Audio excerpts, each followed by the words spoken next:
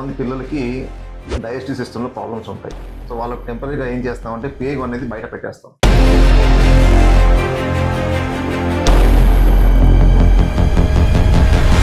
ఒక బేబీ ఒక 2.4 kg వెయిట్తో పుట్టింది. సో ఆ బేబీకి పుట్టిన వెంటనే ఆపరేషన్ చేయాల్సి వచ్చింది. పేగు సమస్య కాబట్టి పేగు బయట పెట్టారు. దాన్ని మనం టెక్నికల్గా అయితే ఐలియాస్టమీ అంటాం.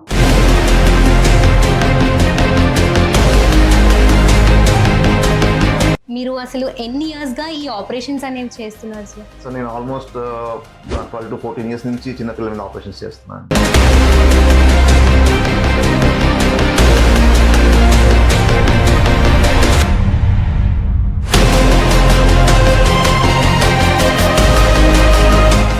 Hello everybody, welcome to another podcast. So మనకి కాలంతో సంబంధం లేకుండా ఎక్కువగా వచ్చే సమస్యలు పిల్లలకు ఉంటాయి. పుట్టిన దగ్గర నుంచి ఒక సమస్య, లేకపోతే పెరుగుతూ వస్తూ ఉండగా ఒక సమస్య ఉంటుంది. సో అలాంటి వాటి గురించి ఒక క్లారిటీ రావాలి అంటే మనం ఈరోజు పీడియాటిక్ సర్జన్ అయిన డాక్టర్ కిషోర్ గారిని ఈ పాడ్కాస్ట్లో ఇన్వైట్ చేయాల్సిందే. Welcome sir. హాయ్ అండి, గుడ్ ఆఫ్టర్నూన్ సార్. మీ గురించి నాకు తెలుసు ష్యూర్గాను. మీరు ఏంటి, ఎందులో స్పెషలైజేషన్ చేశారు, నెక్స్ట్ మీ సర్జరీ సక్సెస్ స్టోరీస్ అవన్నీ నాకు తెలుసు. జనాలకి తీసుకువెళ్ళాలి అనేది నా ఇంటెన్షన్. నా ఇన్విటేషన్ని రెస్పెక్ట్ చేసి ఈ పాడ్కాస్ట్కి వచ్చినందుకు థ్యాంక్ యూ వెరీ మచ్ అండి. సో సార్, మీ గురించి నాకు తెలుసు, నేను చెప్పినట్టుగాను. సో ఒకసారి ఆడియన్స్కి తెలియాలి కాబట్టి ఒక స్మాల్ ఇంట్రో మీ మాటల్లో. అందరికీ నమస్కారం. నా పేరు డాక్టర్ జె శ్రీనివాస్ కిషోర్. నేను యాక్చువల్గా ఒక పీడియాట్రిక్ సర్జన్. ఈ పీడియాట్రిక్ సర్జన్ అనే పదం చాలా మంది చాలా కొత్తగా ఉండొచ్చు. సో యాక్చువల్గా పీడియాట్రిక్ సర్జన్ అంటే ఏం లేదండి. సింపుల్గా చెప్పాలంటే మనకు ఈ డిసీజెస్, ఈ వ్యాధులు ఏవైతే ఉంటాయో వాటికి 2 రకాలైన ట్రీట్మెంట్స్ ఉంటాయి. ఒకటేమో మెడికల్ ట్రీట్మెంట్ అంటారు, అంటే కేవలం మందుల ద్వారా సరి చేసుకునేది. ఒకటేమో సర్జికల్ ట్రీట్మెంట్ అంటాం, అంటే ఒక ఆపరేషన్ ద్వారా, శస్త్రచికిత్స ద్వారా సరి చేసుకునేది. అయితే చిన్నపిల్లల్లో కూడా డిసీజ్ ఇలానే ఉంటాయి. సో చిన్నపిల్లల్లో ఆపరేషన్ చేసి సరి చేసేటువంటి డిసీజెస్ ఏవైతే ఉన్నాయో అవి చూసే డాక్టర్ని పీడియాట్రిక్ సర్జన్ అంటారు. సో నేను యాక్చువల్గా పీడియాట్రిక్ సర్జన్, చిన్నపిల్లలకు ఆపరేషన్ చేసే డాక్టర్ని సింపుల్గా చెప్పాలని. Okay sir, very nice. So మీరు ఎక్కడ ట్రైన్ అయ్యారు సార్ అసలు ఈ పీడియాట్రిక్ సర్జన్ గురించి? నేను పీడియాట్రిక్ సర్జరీ వచ్చేసి క్రిస్టియన్ మెడికల్ కాలేజ్, రాయవెల్లూరు అంటారు, యాక్చువల్గా వెల్లూరు అంటారు. సో నేను అక్కడ ట్రైన్ అయ్యాను. ఆ తర్వాత ఒక 1 year Sanjay Gandhi post graduate institute అని లక్నోలో ఉంటుందండి. సో అందులో నేను పీడియాట్రిక్ సర్జికల్ గ్యాస్ట్రో, అంటే చిన్నపిల్లల్లో ఉదర భాగంలో వచ్చే సమస్యలకి స్పెషల్గా ఆపరేషన్స్ ఏవైతే ఉన్నాయో వాటి కోసం ఒక సంవత్సరం అక్కడ ట్రైన్ అయ్యాను. ఓకే. సో మీరు ఇప్పటి వరకు మీరు చాలా ఆపరేషన్స్ చేసి ఉంటారు కదా సార్, ఫ్యూ సక్సెస్ స్టోరీస్ మాతో షేర్ చేసుకుంటారా? ఓకే. సో అలా చెప్పాలంటే బేసికల్గా అండి, మనం ఒక పేషెంట్ని నంబర్గా చూడకూడదు. ఎగ్జాక్ట్లీ. సో పేషెంట్ అనే పదం వాడుతున్నాం కానీ తను కూడా ఒక హ్యూమన్ బీయింగ్ అనేది ఫస్ట్ గుర్తించాలి. సో సక్సెస్ స్టోరీ అంటే ఒక కాంప్లికేటెడ్ సర్జరీ చేసాము అనడం కన్నా ఆ పేషెంట్ ఏ పరిస్థితిలో మన దగ్గరకు వచ్చాడు, మనం ఏ పరిస్థితిలో దాన్ని ట్యాకిల్ చేసాము అనేది ఇంకా ఇంపార్టెంట్. అవును, కరెక్ట్. అంటే మన సోషల్ స్టేటస్, ఎమర్జెన్సీ అన్ని కన్సిడరేషన్లో తీసుకోవాలి, not only the surgery part.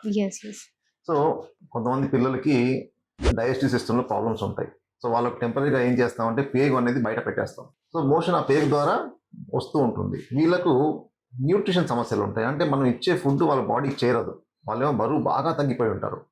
ఇట్లాంటి పిల్లలకి ఆపరేషన్ చేసి మళ్ళీ సెట్ చేయడం చాలా కష్టం. సపోజ్ ఎగ్జాంపుల్ చెప్తున్నా, ఒక బేబీ ఒక 2.4 kg వెయిట్తో పుట్టింది. సో ఆ బేబీకి పుట్టిన వెంటనే ఆపరేషన్ చేయాల్సి వచ్చింది. పేగు సమస్య కాబట్టి పేగు బయట పెట్టారు. దాన్ని మనం టెక్నికల్గా అయితే ఐలియాస్టమీ అంటాం. ఈ ఐలియాస్టమీ చేసిన తర్వాత వాళ్ళకు ఫుడ్ అబ్సార్ప్షన్ సరిగా ఉండదు. సో వెయిట్ క్రమేణా తగ్గుకుంటూ వచ్చింది బేబీ వయసు ఏమో 4 months వచ్చింది, వెయిట్ 2.4 kgs. అంటే ఆల్మోస్ట్ పుట్టినప్పుడు ఎంత ఉందో బేబీ 4 months తర్వాత కూడా అంతే ఉంది. సో ఇటువంటి ఒక బేబీ మన దగ్గరకు వచ్చినప్పుడు ఈ బేబీని మనం టీం వర్క్ ద్వారా, అంటే మన ఇంటెన్సివ్ కేర్ డాక్టర్స్తో సహా అందరు కలిపి ఫస్ట్ ఈ బేబీని ఆపరేషన్కి రెడీ చేసుకొని ఒక వారం పాటు, ఆ తర్వాత ఆపరేషన్ చేసి బేబీని రికవర్ చేసాం.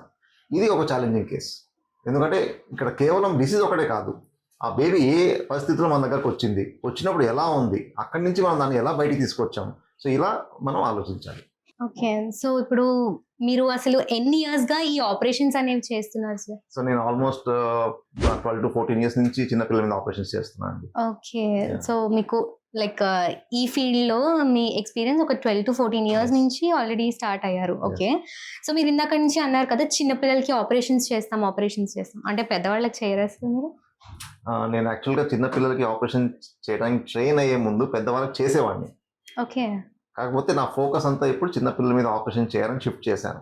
అడల్ట్ ఆపరేషన్స్ చేయలేక కాదు, అది వదిలేసి కేవలం ఫోకస్డ్గా ఒక స్పెషలైజ్డ్ వర్క్ చేయాలని చెప్పి చిన్నపిల్లలు మాత్రమే చేస్తున్నాను. సో మరి మీరు అన్నారు కదా సార్, ఇప్పుడు ఎక్కడ చదువుకున్నా అంటే లక్నో లాంటి ప్లేసెస్లో చదువుకున్నా. మరి అంత మంచి ప్లేసెస్లో చదువుకుని అబ్రాడ్ వెళ్ళే అవకాశాలు మీకు ఏం రాలేదా సార్? మరి అబ్రాడ్కి వెళ్ళే అవకాశం రాలేదని కాదు, డెఫినెట్గా వచ్చాయి. అయితే లక్నోలో మాకు ఒక టీచర్ ఉండేవాళ్ళు, డాక్టర్ రిచాలాల్ అని, వెరీ సీనియర్ సర్జన్. ఆ కోర్స్ అయిపోయిన తర్వాత మేడం దగ్గరికి వెళ్ళాను. మేడం అడిగారు నెక్స్ట్ ఏం చేస్తారు మీరు అని. సో ఆస్ట్రేలియానో యూకేనో ఎక్కడ వెళ్దాం అనుకుంటున్నా అని చెప్పాను. అప్పుడు మేడం ఒక మాట అన్నారు, మీరు ఇక్కడ ట్రైన్ అయ్యి ఇక్కడ నుంచి మీరు అందరూ అబ్రాడ్ వెళ్ళిపోతే ఇక్కడ ఉన్న పిల్లల్ని ఎవరు చూస్తారు అని. ఆ మాటతో నేను ఇంకా అబ్రాడ్కి వెళ్ళడం అనేది ఆపేసి ఇక్కడ ఉండిపోయాను. So beautiful.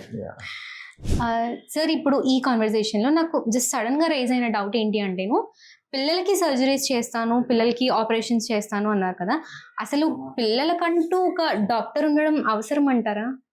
ఇది యాక్చువల్గా చాలా అంటే ఫండమెంటల్ డౌట్, చాలా బేసిక్ డౌట్, బట్ తెలుసుకోవాల్సిన విషయం అండి ఇది. ఇది తెలుసుకోవాలంటే కొద్దిగా మనం హిస్టరీ తీసుకుంటే ఇంతకు ముందు ఆల్మోస్ట్ అందరికీ ఒక్కరే చూసేవాళ్ళు, సేమ్ డాక్టర్. అంటే పెద్దవాళ్ళకైనా పిల్లలకైనా ఇప్పుడు ఆడవాళ్ళకైనా అందరికీ ఒకే డాక్టర్ చూసేవాళ్ళు. తర్వాత ఏమైందంటే ఎప్పుడైతే మన అండర్స్టాండింగ్ పెరిగిందో, రీసెర్చ్ పెరిగిందో, పిల్లలు అనేవాళ్ళు టోటల్గా డిఫరెంట్ అని అర్థమైంది. ఇంతకుముందు ఎలా ఉండేది, పెద్దవాళ్ళకి అవసరమైతే ఒక టాబ్లెట్ ఇచ్చామనుకోండి, ఫుల్ టాబ్లెట్, చిన్న పిల్లలకి హాఫ్ టాబ్లెట్ ఇచ్చేవాళ్ళు, సరిపోతుందని అనుకునేవాళ్ళం. కానీ రీసెర్చ్లో ఏం తెలిసింది, అది అన్ని వేళలా కరెక్ట్ కాదు అని తెలిసింది. ఎందుకంటే చిన్నపిల్లలు వాళ్ళ యొక్క అవయవాలు ఏవైతే ఉన్నాయో వాటి డెవలప్మెంట్ డిఫరెంట్గా ఉంటుంది. అంటే ఇంకా ఫుల్ మెచ్యూరిటీకి రాలేదు, వాటికి వచ్చే వ్యాధులు వేరేగా ఉంటాయి. దెన్ ఆ వ్యాధులకు మనం ఇచ్చే ట్రీట్మెంట్ వేరేగా ఉంటుంది, ట్రీట్మెంట్ రెస్పాన్స్ వేరేగా ఉంటుంది. కోపింగ్ మెకానిజం, కోపింగ్ అంటే ఇప్పుడు ఆపరేషన్ చేస్తే తట్టుకుంటారని అడుగుతుంటారు. సో పిల్లలు తట్టుకునే విధానం వేరే, వాళ్ళు రియాక్ట్ అయ్యే విధానం వేరే. ప్లస్ వాళ్ళ మీద చేసే ప్రొసీజర్స్ వాళ్ళ గ్రోత్ అండ్ ఫ్యూచర్ని దృష్టిలో పెట్టుకొని చేయాలి. సో ఎన్ని స్పెషల్ ఇష్యూస్ ఉన్నాయి కాబట్టి దీనికి డెఫినెట్గా ఒక సపరేట్ డాక్టర్ కావాలి అని చెప్పి నిర్ణయించి మనకు పీడియాట్రిక్స్ అండ్ పీడియాట్రిక్ సర్జరీ లాంటి బ్రాంచెస్ స్టార్ట్ అయ్యాయి. అంటే ఈ టెక్నికల్ విషయాలు కాకుండా మీకు తెలుసు కదా, పిల్లలు వాళ్ళ సమస్య వాళ్ళు చెప్పుకోలేరు. సో మనకు వాళ్ళ సమస్యని ఐడెంటిఫై చేసే డాక్టర్ ఒకరు కావాలి. ట్రీట్మెంట్ ఆప్షన్స్ చెప్పినప్పుడు నాకు ఈ ట్రీట్మెంట్ కావాలి, ఆ ట్రీట్మెంట్ కావాలి చూస్ చేసుకోలేరు. సో అది కూడా మనమే చూస్ చేయాలి. వాళ్ళ కోసం ఎలా చూస్ చేయాలి, వాళ్ళ గ్రోత్ అండ్ డెవలప్మెంట్ దృష్టిలో పెట్టుకొని, వాళ్ళ ఫ్యూచర్ దృష్టిలో పెట్టుకొని మనం ఆ డెసిషన్ తీసుకోవాలి. ఇవన్నీ స్పెషల్ ఇష్యూస్ అన్నమాట. ఇంకొకటి, ఒకవేళ సపోజ్ ట్రీట్మెంట్ మనం చెప్తాము, పేరెంట్స్ ఆర్ నాట్ ఇంట్రెస్టెడ్, ఎందుకంటే child cannot take a decision. So child cannot speak for himself, he cannot argue. ఇప్పుడు ఇంట్లో ఒక సంపాదించే వ్యక్తికి ఏదైనా ఇబ్బంది వచ్చింది అనుకోండి, సపోజ్ తనకు ట్రీట్మెంట్ చేయించాలి, మనం ఒక హాస్పిటల్ తీసుకెళ్తాం, తనకు నచ్చలేదు అనుకోండి, హీ కెన్ ఆస్క్, ఏంటి నన్ను ఇక్కడ తీసుకొచ్చారు, నాకు ఈ హాస్పిటల్ వద్దు, హాస్పిటల్ తీసుకెళ్ళాలి. కానీ బేబీ అలా అడగలేదు, మనం ఇక్కడ తీసుకెళ్తే అక్కడే తీసుకెళ్తాం. సో ఆ బాధ్యత కూడా మన మీదే ఉంది. సో ఇలా ఒక స్పెషల్ సిచ్యువేషన్ అన్ని కన్సిడర్ చేసుకుంటే చిన్న పిల్లలకి డెఫినెట్ గా ఒక సపరేట్ డాక్టర్ కావాలి. అంటే వాళ్ళంటూ అర్థం చేసుకొని వాళ్ళ ప్రాబ్లమ్స్ కంటూ స్పెషల్ గా ఒక డాక్టర్ కావాలి. అలా ఏర్పడ్డవే paediatrics and paediatric surgery. And చిన్నపిల్లలు మీకు తెలుసు కదా, అన్ని డెలికేట్ గా ఉంటాయి, చాలా డెలికేట్. సో ఆ ట్రైనింగ్ డిఫరెంట్ గా ఉండాలి. అంటే మా మూమెంట్స్ కానీ చాలా డెలికేట్ గా ఉంటాయి. టిష్యూ మనం ఎట్లా పట్టుకుంటాము, ఎలా హ్యాండిల్ చేస్తాము, అవన్నీ మనం ట్రైనింగ్ లో సపరేట్ గా నేర్చుకోవాలి. పెద్దలు చేసినట్టు పిల్లలు చేయడానికి, అందుకే సపరేట్ స్పెషాలిటీ. సో ఇప్పుడు మీరు అన్నారు కదా సార్, చాలా డెలికేట్ గా ఉంటాయి వాళ్ళ టిష్యూస్ అవన్నీ. మరి అసలు ఏ ఏజ్ పిల్లలకి ఆపరేషన్స్ చేస్తారు సార్? అంటే పుట్టిన పిల్లలకి చేసేస్తారా ఆపరేషన్, లేకపోతే ఒక సర్టైన్ ఏజ్ వచ్చాకనే ఆపరేషన్ అనేది సజెస్ట్ చేస్తారా? సో పీడియాట్రిక్ సర్జరీ అంటే డెఫినెట్ గా పుట్టిన పిల్లల నుంచి మొదలుకొని upper limit usually 16 to 18 years. ఓకేనా, కొన్ని కంట్రీస్లో కొన్ని లిమిటేషన్స్ ఉంటాయి, బట్ డెఫినెట్గా పుట్టిన పిల్లల నుంచి మొదలుకొని 16 to 18 years వరకు అన్ని ఆపరేషన్స్ చేస్తాం. అయితే ఇప్పుడు ఏమైంది, ఇప్పుడు మనకు ఇంకా కొద్ది సైన్స్ డెవలప్ అయింది కాబట్టి మనము అంటే తల్లి గర్భంలో ఉన్నప్పుడే బిడ్డలో ఉన్న అవయవ లోపాలు మనం గుర్తిస్తున్నాం స్కాన్ ద్వారా. అయితే కొన్ని దేశాల్లో అలా బిడ్డ తల్లి గర్భంలో ఉన్నప్పుడే ఆపరేషన్ చేయడానికి ప్రయత్నం చేస్తున్నారు. సో దీన్ని యాంటీనేటల్ సర్జరీస్ అంటారు, ఫీటల్ సర్జరీ అంటారు. ఫీటల్ అంటే పిండం, ఫీటల్స్ మీద చేసే సర్జరీ. సో కొత్త డెవలప్మెంట్ సర్జరీ. ఆ టీమ్ లో కూడా paediatric surgeon is one of the important person, ఎందుకంటే తనే ఆపరేషన్ చేయాలి. సో పుట్టిన పిల్లలు కాకుండా పుట్టక ముందు కూడా చేసే ప్రయత్నాలు జరుగుతున్నాయి ఓ సో అది లేటెస్ట్ డెవలప్మెంట్. Okay okay. అంటే మనకి స్కాన్కి వెళ్ళినప్పుడే, ఆ ప్రెగ్నెంట్ లేడీ స్కానింగ్కి వెళ్ళినప్పుడే కొంతమంది బేబీలో ఏమైనా డిఫెక్ట్ ఉంటే కనుకను అవయవాలు ఫామ్ అవ్వలేదు అని కానీ అలాంటివి చెప్తూ ఉంటారు షూర్గాను. సో అంటే ఇప్పుడు డెలివరీ అయిన తర్వాత ఆపరేషన్ చేయడమే కాకుండా మనకి ఆల్రెడీ ఫీటస్ ఫామ్ అవ్వగానే డిఫెక్ట్స్ తెలుసుకోగానే ఆపరేషన్ చేయొచ్చు. ట్రయల్స్ లో ఉన్నాయి. ఓకే, ఇంకా ట్రయల్స్ లో ఉన్నాయి. మేబీ ఇన్ ద ఫ్యూచర్ అది కూడా సక్సెస్ఫుల్ గా అయ్యే అవకాశం ఉంది. కానీ అందులో కూడా paediatric surgeon is the main part. Yes yes, వాళ్ళే తెలుసుకోవాలి, వాళ్ళే ఆ డిఫెక్ట్ ఏంటో అని వాళ్ళకి అర్థమవుతుంది. దే హ్యాండిల్ సేఫ్లీ, వాళ్ళు మాత్రమే హ్యాండిల్ చేయగలరు మనకి. Super sir, very nice. So ఇప్పుడు మీరు అన్నారు కదా చిన్న పిల్లలకి చేస్తుంటాం. ఇందాక ఒక మాట అన్నారు సార్, ఏజ్ లిమిట్ 16 to 18 అని చెప్పారు. ఇప్పటి వరకు మీరు చేసిన ఆపరేషన్స్ లో అతి తక్కువ ఏజ్ లిమిట్ ఏంటి? అతి తక్కువ ఏజ్ అంటే మనం ప్రెగ్నెన్సీని వీక్స్ లో చూస్తాం actually. So normal pregnancy 40 weeks అని చెప్తాం. సో బేబీ 40 వీక్స్ కి పుడితే టర్మ్ బేబీ అంటాం. 40 వీక్స్ కన్నా ముందు పుడితే ప్రీ టర్మ్ బేబీ అంటాం. సో చాలా సార్లు ప్రీ టర్మ్ బేబీస్ కి చాలా ఇష్యూస్ ఉంటాయి. సో వాళ్ళ మీద ఆపరేషన్స్ చేస్తూ ఉంటాము. సో నేను చేసింది least I think around 30 weeks baby, around 700 grams, 750 grams. 750 grams అంటే జస్ట్ మీ కంపారిజన్ చెప్పాలంటే మన మొబైల్ 500 grams ఉంటుంది. ఆ బేబీ నా హ్యాండ్ అంతా ఉంటుంది. సో ఆల్మోస్ట్ అంత చిన్న బేబీ చేయాల్సి వచ్చింది సార్. అంత బేబీకి అసలు ఒక ఇంజెక్ట్ చేయాలంటేనే చాలా కష్టమైనది. సో ఎంత సేఫ్ గా హ్యాండిల్ చేయాలి చెప్పినట్టు దానికి ఒక ట్రైనింగ్ కావాలి. Yes exactly, train for that. ఇప్పుడు మనకు వాచ్ మేకర్స్ ఉన్నారు, అన్ని చిన్న చిన్న స్క్రూస్ అవి గోల్డ్ మేకర్స్ ఉన్నారు. అలా మేము కూడా we are train to do that. And we also use magnification. కొన్నిసార్లు బుట్టదాలు వాడతాం, దాని మ్యాగ్నిఫికేషన్ లూప్స్ అంటాము, అవి వాడతాం. సో 2.5 అని 3.5 అని ఎంత పెద్దగా కనపడాలో మనకు ఆప్షన్స్ ఉంటాయి. సో కొన్నిసార్లు అవి వాడి చేస్తాం. సో దానివల్ల కొద్దిగా బెటర్ గా చేయగలం. అప్పటికి మరి ఇంతే ఉంది అంటే కనుక అప్పటికి అన్ని ఆర్గన్స్ ఫామ్ అవ్వవు కదా సార్. మెచ్యూరిటీ లెవెల్ కి రాలేరు. మరి బేబీ ఏమో పుట్టేసింది, ఏం చేస్తాం మరి? తల్లి గర్భంలో ఉండాలి. తల్లి గర్భంలో ఉంటే అన్ని తల్లే చూసుకుంటుంది. కానీ దురదృష్టవశాత్తు బేబీ పుట్టేసింది, బయట ప్రపంచంలోకి వచ్చేసింది ఆల్రెడీ. ఇప్పుడు మదర్ నుంచి డైరెక్ట్ గా తనకు ఎటువంటి సపోర్ట్ ఎక్స్పెక్ట్ చేయలేము, మనం సపోర్ట్ చేయాలి. So we have to do it. Okay okay okay. ఇప్పుడు మీరు అన్నారు కదా సార్, ఇంత చిన్న బేబీకి ఒక 700 grams ఉన్న బేబీకి కూడా నేను ఆపరేషన్ చేశాను అని. అసలు అంత చిన్న బేబీలో ఏముంటాయి సార్ ప్రాబ్లమ్స్ యూజువల్ గాను? సో పీడియాట్రిక్ సర్జరీ చెప్పాను కదండి, డిఫరెంట్ ఏజ్ గ్రూప్స్ ఉంటాయి. ఇప్పుడు ఈ ఏజ్ గ్రూప్ వచ్చేసి less than 28 days of life ని మనం నియోనేట్స్ అంటాం. నియోనైట్స్, ఓకే. నియోనేట్స్ అంటే less than 28 డేస్ కన్నా ఎక్కువ ఉండి 1 year కన్నా తక్కువ ఉన్న ఇన్ఫాంట్స్ అంటాం. ఓకే. సో అలా చిన్నపిల్లల నుంచి 18 సంవత్సరాలు చెప్పినా కూడా ఇందులో మన చిన్న చిన్న గ్రూప్స్ ఉన్నాయి. నియోనేట్స్ అని, ఇన్ఫాంట్స్ అని, టాడ్లర్స్ అని, చైల్డ్ అని, అడోల్ట్సెంట్ అని. అడోల్ట్స్ అంటే టీనేజ్. ఈచ్ ఏజ్ గ్రూప్ లో ఒక్కొక్క రకమైన సమస్యలు ఉంటాయి. ఇప్పుడు మీరు అన్నట్టు పుట్టిన పిల్లలు కామన్ గా చూసేవి అవయవ లోపాలు, అంటే అవయవాలు సరిగా ఏర్పడకపోవడం. ఇప్పుడు అన్నవాహిక ఉంది అంటే ఈసోఫేగస్, అన్నం తింటే ఈసోఫేగస్ ద్వారా కడుపులోకి వెళ్తుంది. కొంతమందికి పుట్టుకతో ఈసోఫేగస్ అసలు ఏర్పడదు. సో అది మనం ఆపరేషన్ చేసి మళ్ళీ ఈసోఫేగస్ తయారు చేస్తాం. కొంతమందికి పేగు ఒక ట్యూబ్ లాగా ఉంటుంది కదా, అది డిస్కంటిన్యూడ్ గా ఉంటుంది, అంటే కంటిన్యూస్ గా ఉండదు, మధ్యలో గ్యాప్ ఉంటుంది. సో ఇది గుర్తించి ఆ రోడ్డు జాయిన్ చేస్తాం. కొంతమందికి మోషన్కి వెళ్ళే దారి ఏర్పడదు. సో దానికి మనం పేగు బయట పెట్టి టెంపరీగా ఒక డైవర్షన్ చేస్తాం. సో ఇలా చాలా ఉంటాయి. అంటే పుట్టుకతో వచ్చే అవయవ లోపాలు మాక్సిమం యూనిట్స్ చూస్తాం. సో ఆ తర్వాత గ్రూప్ ఆఫ్ పిల్లల్లో మనం హర్నియాస్ అని, హైడ్రోసీల్స్ అని, కిడ్నీలో వాపు, వాటికి సంబంధించిన సమస్యలు, యూరిన్ సమస్యలు, కొంతమంది ఊపిరితిత్తులు అంటే లంగ్ లో ఉన్న ఇబ్బందులు, ఇవన్నీ కూడా ఉంటాయి. సో ఇక్కడ పీడియాట్రిక్ సర్జన్ లో ఏంటంటే, అంటే దాని అట్రాక్షన్ కూడా ఏంటంటే, పీడియాట్రిక్ సర్జన్ అన్ని సిస్టమ్స్ మీద ఆపరేట్ చేస్తారు. వయసు మాత్రమే నిమిత్తం, సిస్టమ్ నిమిత్తం లేదు. అంటే మేము లంగ్స్ మీద ఆపరేట్ చేస్తాం, ఉదర భాగం అంటే కడుపు సంబంధించిన అన్ని ఆర్గన్స్ మీద ఆపరేట్ చేస్తాం, యూరినరీ సిస్టమ్ అంటే కిడ్నీ, బ్లాడర్, వీటి మీద ఆపరేషన్ చేస్తాం, ఎక్స్ట్రా జెనిటాలియా అంటే బాహ్య అవయవాలు అంటారు, వాటి మీద ఆపరేషన్ చేస్తాం. ఈ వెన్నుపూస మీద కొన్ని గట్లు వస్తాయి, స్పైనా బైఫిడా, అవి కూడా ఆపరేషన్ చేస్తాం. గ్రహణం మొర్రి అంటారు, క్లెఫ్ట్ ప్యాలెట్ అంటారు, అవి చేస్తాం. సో డిఫరెంట్ ఆర్గాన్ సిస్టమ్స్ మీద ఆపరేట్ చేస్తాం. ఓకే. అంటే బాడీలో ఎక్కడ ఏ ప్రాబ్లమ్ వచ్చినా కూడా మీరు చేస్తారు. బట్ ఆ ఏజ్ డిఫరెన్స్ అంతే మీకు అంతే. ఎందుకంటే ఓకే. మీరు అడల్ట్ స్పెషాలిటీస్ చూసారనుకోండి, అడల్ట్ లో యూరాలజిస్ట్ అంటే ఓన్లీ యూరాలజీ సంబంధించి అదే చేస్తారా?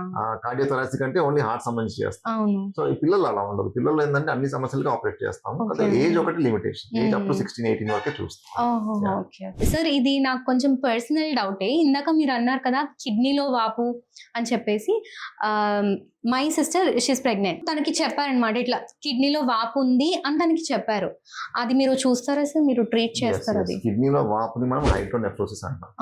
సో హైడ్రోనెఫ్రోసిస్ అనేది ఈ మధ్య కాలంలో చాలా కామన్ గా తెలుస్తుంది. ఎందుకు అంటే నంబర్ ఆఫ్ స్కాన్స్ పెరిగాయి. అవును. ప్రెగ్నెన్సీ రిలేటెడ్ స్కాన్స్ పెరిగాయి కాబట్టి మనకు ఎక్కువ బయటపడుతుంది ఇప్పుడు. అయితే ఇందులో గుడ్ న్యూస్ ఏంటంటే 40-80% ఆఫ్ హైడ్రోనెఫ్రోసిస్ అంటే కిడ్నీలో వాపు సమస్య ఏదైతే ఉందో అది ప్రెగ్నెన్సీ టైం కల్లా అదే సెటిల్ అయిపోతుంది. మనం ఏం చేయాల్సిన అవసరం లేదు. ఓన్లీ 15% అంటే 15% మాత్రమే డిసీజ్ గా కంటిన్యూ అవుతాయి. వాటికి మనం ట్రీట్మెంట్ చేసుకోవాలి. అందులో కూడా 90% ట్రీట్మెంట్ చేస్తే చాలా బాగుంటారు. So actually it is a manageable condition. సరే, హైడ్రోనెఫ్రోసిస్ ఎవరు చూస్తారనే క్వశ్చన్ చెప్పాలంటే ప్రెగ్నెన్సీ టైంలో హైడ్రోనెఫ్రోసిస్ గుర్తించినప్పుడు ఒపీనియన్ కోసం ఒపీనియన్ తీసుకోవాలంటే గైనకాలజిస్ట్ ఒపీనియన్ ఇవ్వచ్చు, మీకు పీడియాట్రిషియన్ ఒపీనియన్ తీసుకోవచ్చు, పీడియాటిక్ సర్జన్ ఒపీనియన్ తీసుకోవచ్చు, పీడియాటిక్ నెఫ్రాలజిస్ట్ ఒపీనియన్ తీసుకోవచ్చు. కానీ బేబీ పుట్టిన తర్వాత హైడ్రోనెఫ్రోసిస్ కంటిన్యూ అయ్యి డిసీజ్ గా ఉంటే ఎవరు ట్రీట్మెంట్ చేస్తారంటే పీడియాటిక్ సర్జన్ మాత్రమే.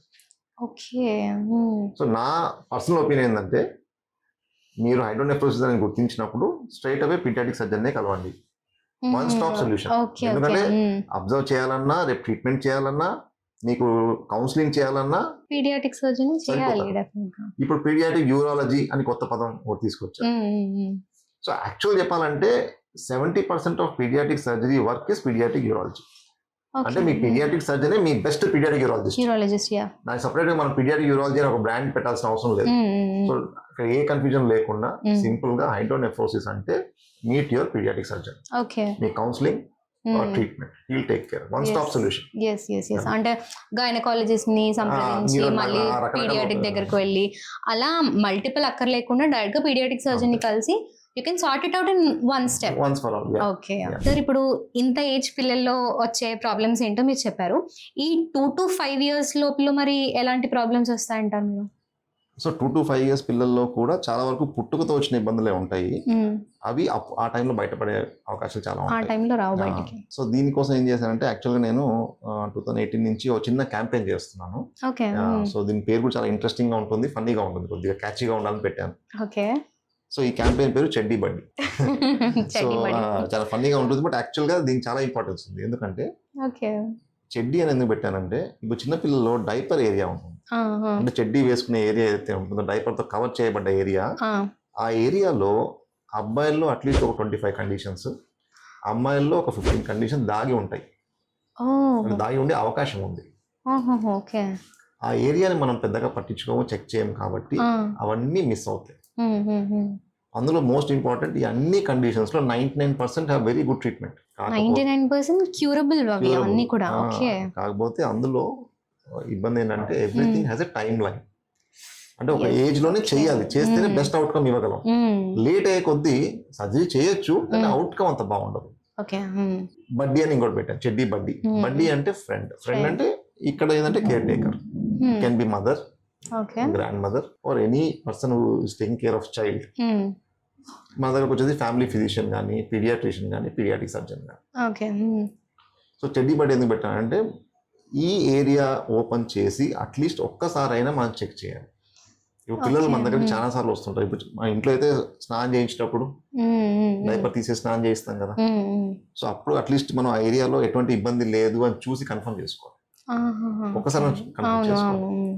లేదా పిల్లలు పీడియాట్రిషియన్ దగ్గరికి వ్యాక్సినేషన్ కోసం వస్తారు, మనం ఓన్లీ వ్యాక్సిన్ వేసి పంపించేయకుండా ఒక్కసారి డైపర్ ఓపెన్ చేసి ఏరియాలో ఏమైనా సమస్యలు ఉన్నాయా లేదా ఫ్రంట్ అండ్ బ్యాక్ రెండు చూసి డాక్యుమెంట్ చేసుకోవాలి. ఈ ఏరియా చెక్ చేశాను, ఇందులో ఏమీ ప్రాబ్లమ్స్ లేవు అని డాక్యుమెంట్ చేసుకుంటే మనం చాలా వాటిని అవాయిడ్ చేసినట్టు. అసలు ఈ క్యాంపెయిన్ స్టార్ట్ చేయాల్సిన అవసరం ఎందుకు వచ్చిందంటే ఈ ఏరియాలో దాగి ఉన్న కొన్ని సమస్యలు రావాల్సిన టైంలో రాకుండా చాలా లేట్గా వచ్చాయి నా దగ్గరికి. అంటే ఓకే, ఎగ్జాంపుల్ ఒక పేషెంట్ వచ్చారు మీ దగ్గరికి. కాండిసెంట్ టెస్టిస్ ఉంది. టెస్టిస్ అంటే బీజం అంటాం, తెలుగులో వృషణం అంటాం. ఓకే టెస్టిస్ అనేది కడుపు లోపల ఏర్పడుతుంది, కానీ Okay. బేబీ పుట్టే సమయానికి కింద స్క్రోటంలోకి రావాలి. ఓకే అది రాకపోతే first 6 months of life wait చేస్తాం, ఆ తర్వాత మనం ఆపరేట్ చేయాలి. కానీ అది రాలేదని గుర్తించడం కానీ, అయితే రాకపోయినా ఏజ్ పెరిగే కొద్దీ వస్తుందని చెప్పి ఒక అపోహలో ఉండిపోయి అలా చాలా లేట్గా వచ్చేవాళ్ళు ఉన్నారు. ఆల్మోస్ట్ నేను లాస్ట్ చూసింది ఒకతను ఆల్మోస్ట్ 25 years ఏజ్, కానిస్టేబుల్ సెలక్షన్స్కి వెళ్తే అక్కడ చూసి ఒక టెస్టిస్ కిందికి రాలేదు, మీరు వెళ్ళి చూపించుకోండి అంటే అప్పుడు వచ్చారు. సో నా బాధ ఏంటంటే ట్రీటబుల్ కండిషన్స్, ట్రీట్మెంట్ ఉన్న కండిషన్స్, ఈజీగా చెక్ చేయగలిగే ఏరియా, అదే మీద కష్టమైన ఏరియా కాదు, జస్ట్ డైపర్ కిందికి చూస్తే అర్థమైపోతుంది. అటువంటివి ఈ రోజు ఇంత టెక్నాలజీ పెట్టుకొని, ఇంత మనకు నాలెడ్జ్ పెట్టుకొని అవి ఎలా మిస్ చేస్తున్నాం? అంటే ఇది యూజువల్ గాను మీరు అన్నట్టుగా ఏ టైంలో అది బయటకు వచ్చేస్తుంది సార్? అది డెలివర్ అంటే మదర్ డెలివర్ చేయగానే అది బయటకు వచ్చేస్తుందా, లేకపోతే రావాలి యాక్చువల్ గా? రాకపోయినా 6 months వెయిట్ చేస్తాం. ఓకే, ఫర్ 6 months వరకు అది వచ్చేస్తుంది దాని అంతటా. ఓకే, దాని అంతటా అది వచ్చేస్తుంది అవకాశం ఉంది. అప్పటికి రాకపోతే ఆపరేట్ చేయాలి, అప్పుడు ఆపరేట్ చేయాలి. ఓకే, సో డైపర్ కాండిసెంట్ టెస్టిస్ కూడా కదా, హర్నియా, హైడ్రోసిల్, ఫైమోసిస్ అనే కండిషన్స్, హైపోస్పేడియాస్ అనే కండిషన్స్, ఇవన్నీ డైపర్ ఏరియాలో ఉన్న కండిషన్స్. అందుకే ఆ ఏరియా అంత క్రూషియల్, చాలా కామన్ గా ఉండే డిఫెక్ట్స్ అవి. సో ఒక్కసారైనా మనం ఆపర్చునిటీ తీసుకొని ఆ ఏరియాని చెక్ చేయాలి అనేది నా ఐడియా. సో అది నేను చెడ్డీ బడ్డీ క్యాంపెయిన్ అని చెప్పి స్ట్రాంగ్ గా అవేర్నెస్ కోసం స్ప్రెడ్ చేస్తాను. Very nice. మీ పాడ్కాస్ట్ ద్వారా అట్లీస్ట్ ఎవరన్నా చెక్ చేసి యాక్చువల్లీ ఎవరికి తెలీదు సార్. అంటే ఇప్పుడు ఏదోను పైన కనిపించే అందరికీ తెలుసు, ఇప్పుడు ఫేషియల్లో కానివ్వండి, లేకపోతే బాడీలో నార్మల్ ఆర్గాన్స్లోనూ ఎక్కడైనా కూడా అందరికీ తెలుస్తుంది. కానీ ఇలాంటి ఒక పార్ట్లో మెయిన్లీ బాయ్స్లో 25 ప్రాబ్లమ్స్, విమెన్లో 15+ ప్రాబ్లమ్స్. ఓ మై గాడ్, ఇది ఎవరికి తెలియదు అసలు. సో ఐడియా అది, ఎందుకంటే ఒకటండి డైపర్ ఏరియా తీసి చూడాలన్నా కొంతమందికి సిగ్గా ఉండొచ్చు, కొంతమందికి ఒకలాంటి హెసిటేషన్ ఉండొచ్చు. కానీ చిన్న పిల్లల్లో ఒక్కసారి మెడికల్ ఎగ్జామినేషన్ లాగా ఓపెన్ చేసి అన్ని నార్మల్ గా అనిపిస్తున్నాయా లేదా ఒక డాక్టర్ దగ్గర తీసుకుపోయి సార్ ఒక్కసారి మీరు చూడండి అన్ని ఓకేనా కాదా అంతవరకు కన్ఫర్మ్ చేసుకుంటాం. అట్లీస్ట్ మనం చెక్ చేయకపోతే నార్మల్ రెగ్యులర్ కన్సల్టేషన్ వెళ్ళినప్పుడైనా డాక్టర్ చేత చెక్ చేయించుకోవడం బెటర్. రాయించుకున్నాం ఏరియా చెక్ చేసాము ఇక్కడ ఏమీ లేదు అని, we are save the child. So ఇట్లాంటి పిల్లలు ఎంతో మంది ఉన్నారు అది. సో అంటే సార్ ఇప్పటి వరకు మిమ్మల్ని అన్ని నేను నార్మల్ క్వశ్చన్స్ అడిగాను. ఇప్పుడు కొంచెం కాంట్రవర్షియల్ గా ఇప్పుడు మీరు అన్నారు కదా వేసే డైపర్ ఏరియా ఏదైతే ఉందో, అంటే ఇప్పుడు డైపర్స్ వేయకూడదు అంటారా మీరు? కంప్లీట్ గా దానికి ఆపోజిటా? అలా ఏం లేదండి. జనరల్ డిస్కషన్ చెప్తే I'm not against diaper is a comfort for mothers and when you travel it is easy. Diaper వల్ల వచ్చే సమస్యలు ఉన్నాయి. ఒకటి it is hiding everything, for that matter చెడ్డీ చేసినా it will hide everything. Diaper లో problem ఏంటంటే బేబీ మోషన్ పాస్ చేస్తే మనకు తెలియడానికి టైం పడుతుంది.